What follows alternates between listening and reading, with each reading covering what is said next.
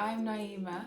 I'm a founder living in London. I make videos about the future of work, books, and what it's like to found a startup. Today, I'm going to be talking about the best books I've read in 2021 so far. A few business books in there. There's also quite a lot of fiction, a few autobiographical books that I read. I had a lot of time to read this year, and I thought I would share. I've had some really good reads so far. The first book that's really made an impact for me this year is called Traction by Gabriel Weinberg. Traction is a term that's used all the time in the startup ecosystem. It's a term I've heard VCs use countless times, and to me it kind of just meant growth, which is what it is, and a startup is defined by the pursuit of growth. The main argument in this book is that most startup founders don't have any users or customers. They don't necessarily fail on the building the product part, but they fail on getting customers, and that is all about distribution. The author argues that we should spend just as much time pursuing traction as we do building the product. And really most startups pursue traction in a really unstructured way, and this book has two key findings. Far too many startups focus on the same channels, and that until you start running tests, it's really difficult to work out what is actually working. There are 19 channels that have worked for startups in the past. Some of them include having ads, PR, unconventional PR, content marketing, and really identifying the channel that will serve your customers can be the difference between you winning against the competition and you not succeeding to getting your product to market. And it's a really interesting book. The way that it's laid out is really intuitive. I really enjoyed it, and it was a case of right book, right time for me, I think, because it was just at the time where we started focusing on distribution instead of just building the product. And I'd say for anyone who is looking to make that shift, and this book is really great. It's a great starting point. The next book that I really enjoyed this year is A Letter to My Daughter by Maya Angelou. And this book is absolutely stunning. It's really, really well written. This is the first time I'd ever read any of Maya Angelou's work. And as soon as I read it, I had to order her most famous book, I Know Why the Caged Bird Sings. But Letter to My Daughter is really short. It's quite a small book. It's a letter to the daughter that Maya Angelou never had. So it talks a lot about feminism, being in an abusive relationship, success, what to do when you get success, what to do when you don't necessarily believe in yourself. So there's a really interesting section on imposter syndrome, and it was really interesting to see that someone as iconic as Maya Angelou would feel that they were going to be found out, despite all of the work that she'd done and all of the books that she'd written, she still felt inadequate in some way. And it's really well written, it's lyrical, there's a bit of poetry in it as well. And I think it's a really great starting point if you're looking to explore some of Maya Angelou's work. So every chapter is a different letter, and it's a really, really great read. I highly recommend it. The next book I really enjoyed was Never Let Me Go by Kazuo Ishiguro. I don't want to give any spoilers because I think it's quite confusing at first. The first maybe third or quarter of the book, you won't really know what's going on. You're capturing different fragments. It's about a group of children that grow up in a boarding school called Haitian, and it's a dystopian novel, and it's really interesting. It's really stuck with me, the story. I think there are a lot of questions that remain unanswered. So Kazuo Ishiguro is really good at letting you connect the dots of the plot. So it really depends on your own interpretation. I don't want to spoil it, but I think there's a really key moment about a third of the way through that then helps you to piece together what is going on. And it kind of reminded me a little bit of The Handmaid's Tale by Margaret Atwood. Very different kind of style and the way it's written, but that kind of dark dystopian fiction that Ishiguro is really well known for. It was the first book of his that I read, and I really, really enjoyed it. There's also a film as well, so that's going to be the next thing that I watch. The next book I want to talk about is Piranesi. This is this is probably one of the most memorable books that I read this year. There's honestly nothing like it. It's very magical, lyrical and whimsical as well. The protagonist is Piranesi, introduced to his world through him. So he is a scientist. He's a little bit of a kind of naive character, and you're following him through this world that he's also trying to piece together. It's a very different vibe from Kazuo Ishiguro, but again, I don't want to give away any spoilers, because it is, you discover the world with him, and I couldn't stop reading. It's so short, but for some reason Susanna Clarke, the author, can manage to create an entire world in just a few short pages. It's really well written, and when you're reading it, you can't think about anything else. So yeah, I'm not gonna say too much about this one in case I ruin it for other people. The next book I really enjoyed this year is Open Water.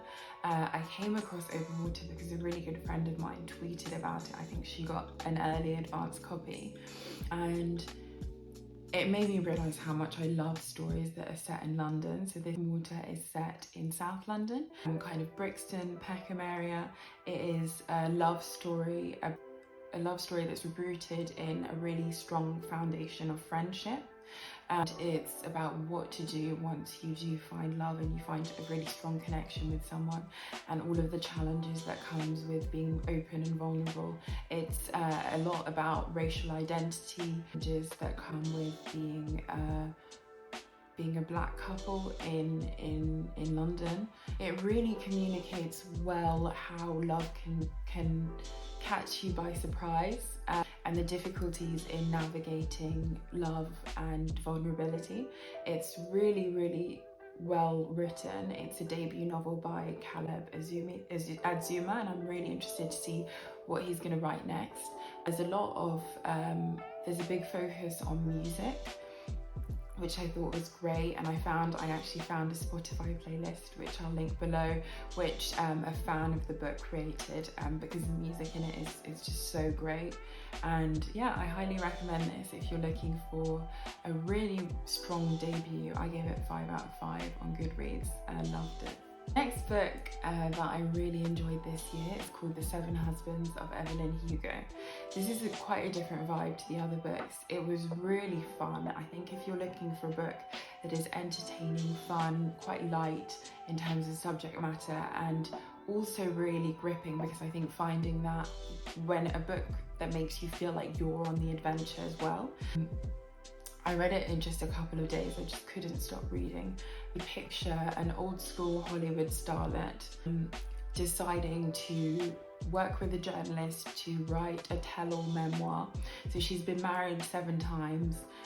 So I guess this is kind of inspired by Elizabeth Taylor, but not really. But it really captures the height of Hollywood glamour. This is the first time that Evelyn Hugo, who's been quite a private, withdrawn figure, talks about her love, and it's really well done.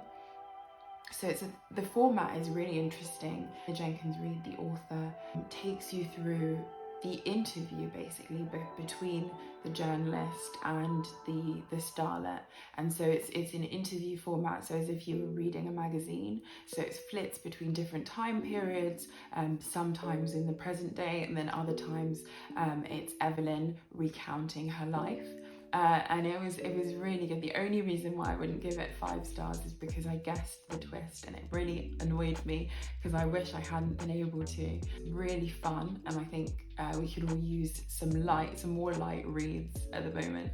This is what I'm finding, that with books I enjoy being dropped into a completely different society or world, and this book is really good at that. And I also read Taylor Jenkins Reid's other books as well since then, and they all kind of have this, that most of them are actually set in the last century, and they really capture a counterculture or a culture that is quite unlike anything that we have today. So yeah, I really recommend that one. The next book that I really enjoyed is Transcendent Kingdom, and I think this might be my favourite of the ones that I've mentioned today. Actually, I don't have a favourite because they're all really different. Transcendent Kingdom, written by an author that I've been following ever since she wrote Homegoing, which was about intergenerational families in the African diaspora. This one is really different, really unique as well. It's also about race and about identity, family, and the painful interplay between those. It brought me to tears on several occasions. So if you're looking for something like, maybe don't pick this one up, or maybe it's just me and I'm extra sensitive. The novel follows Gifty. She's in her 20s. She is a PhD neuroscience student in her 5th year at Stanford School of Medicine. And because of addiction in her family, her brother suffered from addiction, she becomes completely engrossed in reward-seeking behavior and addiction in mice. So that is kind of her day-to-day, is being in the lab, working with mice and trying to understand the addiction that led to her brother's death. This isn't a spoiler, this happens really early on, but I think the whole time you're anticipating this really sad event that's going to happen, and that's probably what made me so sad while reading this. The way it's completely different to Homegoing, but it's so well written. It really makes you understand that feeling of alienation and isolation that comes from being the only woman of colour in a largely white world. And I think it's a really powerful story. It also touches on a lot of mental health issues like depression, and it touches on the impact of death within a family. And honestly, even if it sounds really depressing, I think it's really worth a read. This is the kind of book that you'll be thinking about when you're walking down the street and thinking about things that you've read. I found myself over the last few months thinking about that story non-stop, and I really recommend it. And last but definitely not least, this is a business book that had been recommended to me by someone I had a meeting with a few months ago. The book is called The Founder's Dilemmas. It's by Noam Wasserman, and he is an academic, focuses on businesses. So I think he's worked in many business schools. And this is the most extensive work that I've ever found related to founding a startup. And what I found most interesting is Wasserman emphasizes that most challenges and mistakes that lead to a startup not working are actually all decided on in the first few months or first year of building a company. So those decisions that you make in the early days really have a huge impact for your company later down the line. And 65% of failures within portfolio companies from VCs are related to founder-related issues, so issues within the team. This book talks about the founding dilemmas. So these are all of the dilemmas that teams have to deal with in the early days of running a business. And really, there's no endeavor that's as messy as starting a company from scratch. Wasserman has grouped most of these issues into the 3 R's. So the first one being relationships. So this is who do you found with and why. The second one is roles. So this is who is the CEO, who's the COO, who's the CTO. What issues does that then cause between the team? What friction could that cause? And then the final R is rewards. So in the early days, that's usually equity, because you're not able to pay yourselves until you get to probably seed or pre-seed, raising pre-seed funding.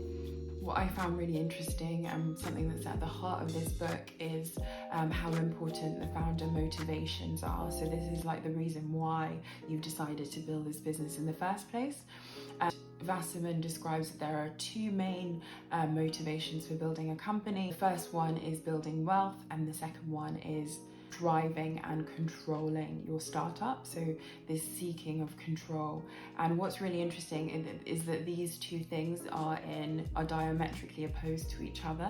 Certain decisions like growing your team, raising external funding, these are all helping to grow your business and and potentially amass wealth in the future. Those decisions might lead to you losing control, and he has loads of examples where he describes where that is the case. These two parts of the coin are in active conflict, and it's really interesting that that would be the case. I think it's a really great book to find out what it's like to found a business. There's loads of quantitative analysis and qualitative analysis as well, and founders reflecting back on mistakes or issues that they had within their company. So it's a really interesting, quite a big book. It's like 400 and something pages. So if you really want to do a deep dive into what it's like to found a company, then I think that could be a really good start. So that's it. Those are the books that I've really enjoyed over the last 6 months. We've had a lot of time to read, and I'll be touching base again to talk about the books that I really enjoyed in the second half of the year.